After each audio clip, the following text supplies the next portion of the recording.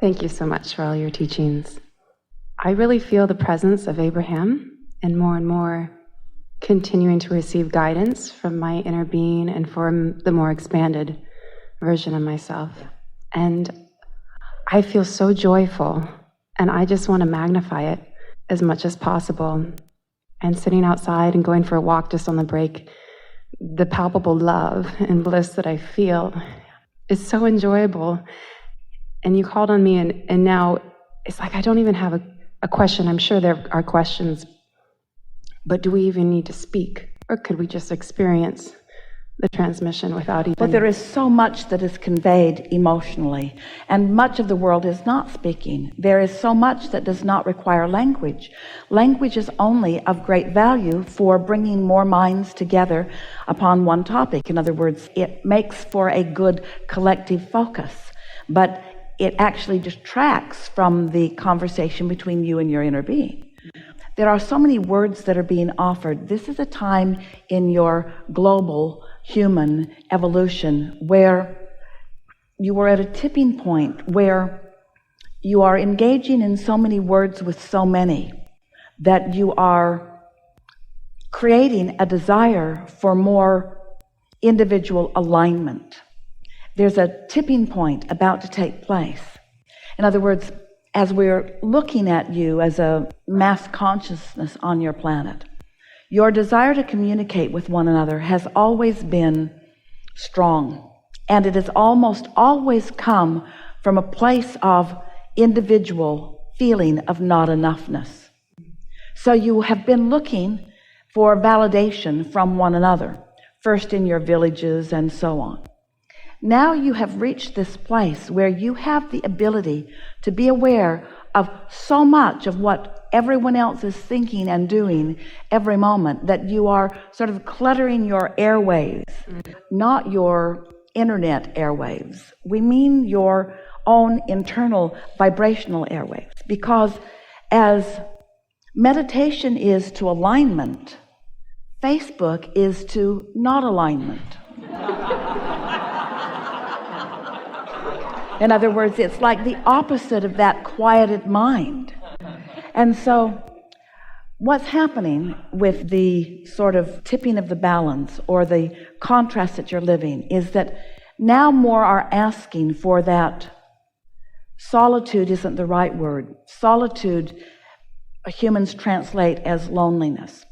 We don't mean solitude, we mean oneness. We mean alignment. We mean being in the vibrational attitude of that broader perspective, so that you hold then the attitude of that broader perspective. And when you find that place, you find yourself in a happily, very comfortable, wordless place, because the words fall far short. It's sort of like the difference between seeing a picture that someone has painted and asking someone to describe it to you. It's sort of the difference between watching a movie or listening to the soundtrack of the movie. In other words, there is so much more that life can show you. And we're not trying to talk you out of your words, but your question is asking, it is a representation of what so much of the world is reaching for, which is alignment. That's what you're seeking. So you've been looking for alignment through validation from others. Am I pretty? Do you like the way I look? Do you like the way I'm dressed? Do you like the way I'm living? Do you like the car I'm driving? Do I fit in this way and in this way and in this way?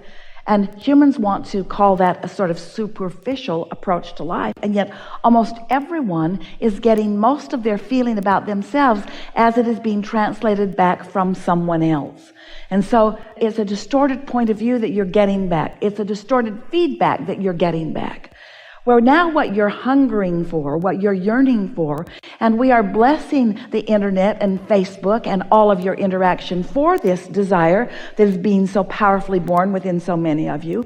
You're hungering for your alignment with Source. You are hungering for that broader perspective. And you are not just hungering for it, you're finding it. And so that's why a feeling of alignment, of attunement, a feeling of love, a feeling of well-being, it's that stability that you're reaching for. And then once you find that, and then you move out, then you can begin conveying what you're feeling. We're not trying to talk you out of words. We are an example of someone who is standing before you, knowing you, loving you, knowing you completely, loving you completely. But it would be a far lesser experience if Esther was just standing here allowing us to look at you. Because some of you are in the receptive mode where you could hear what we mean. And certainly, if we spent time together, you would feel the love that we feel for you. But isn't it nice that in this alignment, Esther is able to find words that also convey that? And so that's what you're reaching for. You're reaching for alignment first, and then everything else that you want will follow that. Helpful? Yes. Something more? I would love to talk about music a little bit. I'm a musician, and I created this consciously 4 or 5 years ago with Abraham techniques, and really meditating with Abraham and meditating every day and dreaming up what it would feel like to be performing. And I've written several songs since then, and I had probably the biggest gig I've ever had last night, and I've only played probably 4 or 5 gigs all year, something around that. And I've been thinking about how to get to the next potential with my voice. I had a dream last night where I actually experienced God and my interpretation of what God was in the dream come through me, and I could feel it in my throat, in my voice. And I notice I'm sitting back there and I can feel all this tingling in my voice, and I'm passionate about what's possible, what's the next level of potential for me singing and clearly communicating with people and being a divine channel. And here's the thing that you want to know for sure, that if what you're living can produce within you a desire for something. In other words, as you're saying, what's next for my voice, that's different than saying, this I seek for my voice. Saying what's next is sort of allowing the vortex that you've already created, and there's plenty there. But saying, I know what's in my vortex, and right now I'm asking for this and this and this, that's when the specifics of that begin to bring to you, right here, right now, the sensation of source actually working on your vocal cords, actually relaxing them. That's all that's happening. Relaxing them to allow you to allow them to express in the way your mind is already identified as possible. That makes perfect sense to you, doesn't it? And we want to go back to this because we've been talking a lot about step 1, step 2, step 3, get into the allowing mode, allow what's in your vortex to be inspired to you. We've talked to you about that until you're almost to the point where you're wondering, am I supposed to think about anything I want anymore? Because we never talk about goal setting because you've already done the asking. We're talking about aligning with what you've asked for. But the thing about scripting, the thing about telling the story the way you want it to be, the thing about saying to the universe, I would like my voice to be able to do this and this and this, is that you've already put it into the vortex. So the potential of it is already there in terms of full manifestation. But by you making your statement here and now in an attitude of relaxed and positive expectation, then all of the impulses are then allowed. In other words, you're actually translating physically, cellularly, what needs to be done. Source knows it, is sending the signal. By you focusing in that way, you are allowing yourself to create it. This is when creation really begins to get fun. Because there's been a sort of argument that you've been fighting with yourselves about that goes, well, Abraham, am I the creator of my own reality? Or is my inner being the creator of my own reality and I'm supposed to just sort of chill out and follow the signals and the signs? And we say, remember, you put everything that you want in your vortex, but in many cases, you are not consciously aware exactly of what you've put there. And even more important, you don't know the proximity between the things that you've been asking for and their ability to manifest. Here's a simpler way of saying this to you. Your inner being knows where you stand vibrationally, emotionally, where you are in terms of readiness for everything that you've been asking for in your vortex. And your inner being knows the precise path of least resistance. Why is there any resistance at all? Because you've put it there. But the path of least resistance, why is there any resistance there at all? Because you have put it there. The path of least resistance. So your inner being knows what you want and where you are and what your resistance is and how to call you around it. You see what we're getting at? How to call you around it. So there's really no way that you can miss. But if you really want to get your hands in the clay, if you really want to feel, if you really want the exhilaration of watching the universe at your command, then make more deliberate statements about what you want right now. Today, I would like this and this and this and this. Segment intending. I would like to see this improvement. I would like to see this. And if you are in a vibrational place of readiness, oh, what fun you will have as the impulses come and the payoffs come.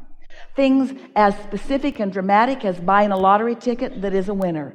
Things as specific and dramatic as turning right instead of left where you were going to go, but getting an impulse to do something else, and meeting someone who has a piece of something that you've been looking for. There are all kinds of things. The possibilities are unlimited. The question is, how much fun are you going to have directing the unfolding of these possibilities? Sometimes when we talk to you about how you've created your vortex and how your inner being knows where everything is, it makes it sound like you are sort of puppets on a string, where you just have to chill out and then you'll get the impulse to go somewhere. But when you are understanding that you get to continue to make your statements of desire, and that the universe has the ability to deliver the answers and the goods moment by moment, that's what we were describing earlier. That's how life is supposed to feel to you. You're powerful creators, and it is only fun when you are powerfully creating. Limpness was before. Empowerment is now. Lackadaisical was before. Deliberateness is now. Action was before. Utilizing the energy that creates worlds is now.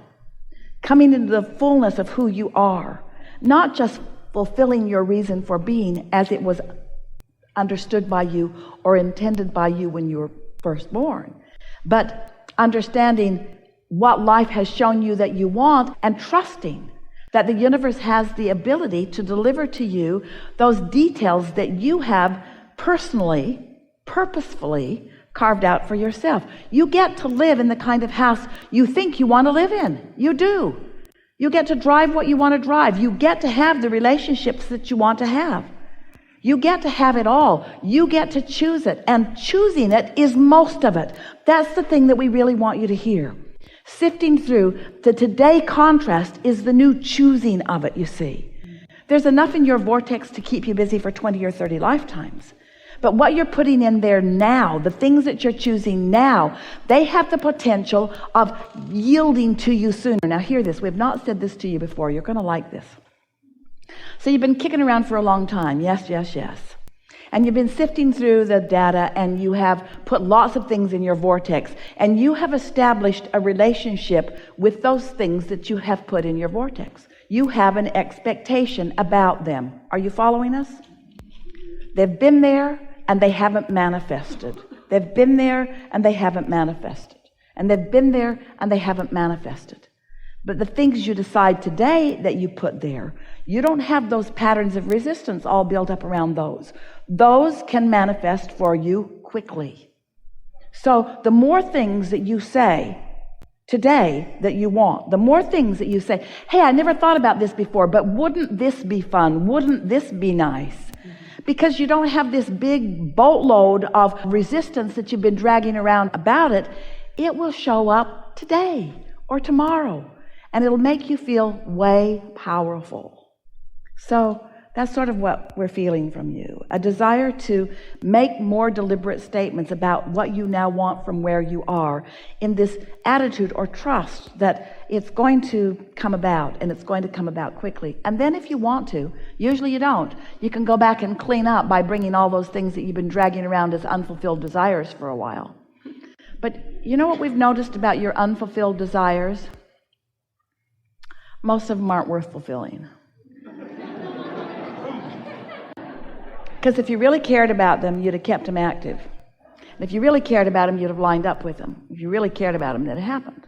So if you've got a bunch of unfulfilled desires, write them off like a bad debt. I'm forgiving this debt to the universe. I'm no longer going to focus upon, because one day can give you enough things that you care about to keep you busy for the next month or 2 or 3 or 4. The universe is ripe and ready to yield to you. It is. Enough? Absolutely.